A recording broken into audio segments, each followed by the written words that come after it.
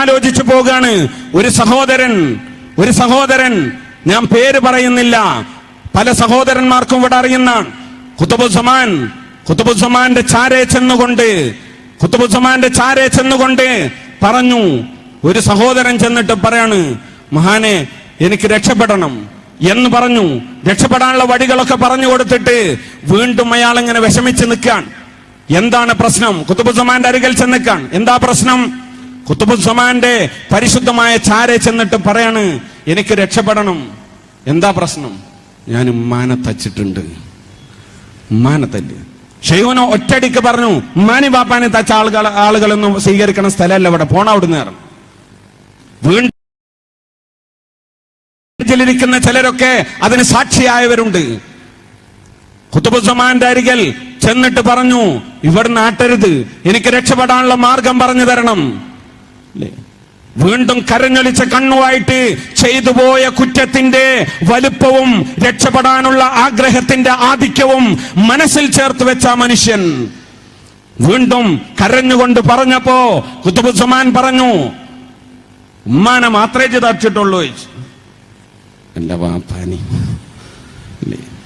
ഖുതുബുസ്സമാൻ പറഞ്ഞു, നീ ഒരു കാര്യം ചെയ്യണം, നിന്റെ ഉമ്മ നിനക്ക് പൊരുത്തപ്പെട്ടു തരണം, എന്നിട്ട് നിന്റെ കാര്യത്തിൽ തീരുമാനിക്കാം. അതുകൊണ്ട് നിന്റെ ഉമ്മയുടെ ഖബറിടത്തിൽ ചെന്നുകൊണ്ട് നീ അവിടെ ചെന്നിട്ട് ഉമ്മക്ക് വേണ്ടി ഇന്നാലിന്ന കാര്യങ്ങൾ ചെയ്യണമെന്ന് പറഞ്ഞു. 11 ദിവസം. അങ്ങനെ 10 ദിവസം ഈ കാര്യങ്ങൾ ചെയ്തു. ഒന്നും ഒരു മെസ്സേജും കിട്ടിയില്ല.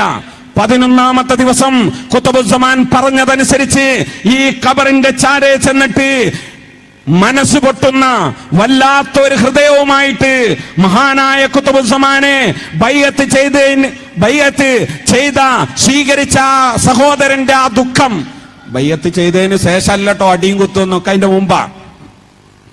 മഹാനുഭാവൻ പറഞ്ഞതനുസരിച്ച് 11ാമത്തെ ദിവസം ഖബറിന്റെ ചാരേ ചെന്നിട്ട് ഖുതുബുസ്സമാൻ ഈ ഇരിക്കുന്ന മഹാനായ ഈ കാലഘട്ടത്തിലെ ഔലിയാക്കളുടെ അച്യുതണ്ട് മഹാനുഭാവൻ പറഞ്ഞതനുസരിച്ച് അമല് ചെയ്തു. അത് ചെയ്ത് അവിടെ നിൽക്കുമ്പോ, ദുആ ചെയ്ത് നിൽക്കുമ്പോ, ഈ പറഞ്ഞ കർമ്മം ചെയ്ത് നിൽക്കുമ്പോ പെട്ടെന്ന് തന്റെ കൂടെ പോയ ആളുകൾ ഇയാൾ വരുന്നത് കാണാതെ കുറെ സമയം കാത്തിരുന്ന് പോയി. അവിടെ ചെന്നപ്പോ ഖബറിന്റെ മുകളിൽ കമഴ്ന്ന് കടന്ന് ബോധമില്ലാതെ കിടക്കുന്ന അവസ്ഥയാണ് കണ്ടത്. ഇയാളെ തട്ടി ഉണർത്തി കൂടെ പോയവർ എന്നിട്ട് വിളിച്ചുണർത്തിയിട്ട് ചോദിച്ചു, എന്താ കണക്കെന്ന്. ഉടനെ പറഞ്ഞു, ഞാൻ ഖുതുബുസ്സമാൻ പറഞ്ഞ ആ അമല് ചെയ്തു. അപ്പോൾ എന്റെ ഉമ്മ പുറത്തേക്ക് വന്ന് കെട്ടിപ്പിടിച്ചുകൊണ്ട് എന്നോട് പറഞ്ഞു, മകനെ, ആലുവയിലെ ഷെയ്ഖ് യൂസുഫ് സുൽത്താൻ ഷാ ഖാദിരി ചിശ്തി നിനക്ക് പുറത്തു തരാൻ എന്നോട് പറഞ്ഞിട്ടുണ്ട്. നിന്റെ എല്ലാ അതിക്രമങ്ങളും ഞാൻ പുറത്തു തന്നിട്ടുണ്ട് മോനെ എന്ന് പറഞ്ഞപ്പോൾ ഞാൻ അറിയാതെ എന്റെ ബോധം പോയതാണ്. അങ്ങനെ പിന്നെ സംഭവിച്ചതൊന്നും എനിക്കറിയില്ല.